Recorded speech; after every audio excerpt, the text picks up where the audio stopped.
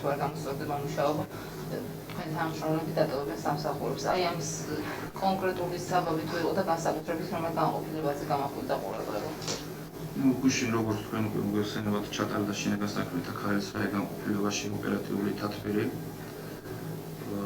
ესწრებოდა მთლიანად პირადი შემადგენლობა, განხილული იქნა გასული წლის შეტიკები, რითაც მე მოგახსენებთ რომ ვარ უკმაყოფილო და თვითონ თანამშრომელს მიეცა ერთი თვის ვადა, რათა გამოვასწორო თავიანთ სამოქმედო ტერიტორიებზე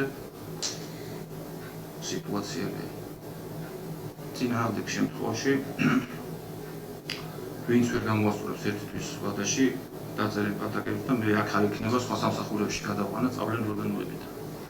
ბატონო, აი კონკრეტულად შეგიძლიათ გამოყოთ განყოფილებები, რომელიც უფრო სავალალო მდგომარეობაა.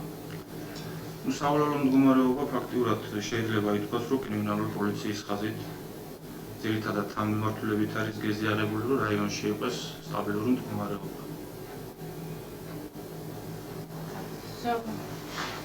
კრიმინალური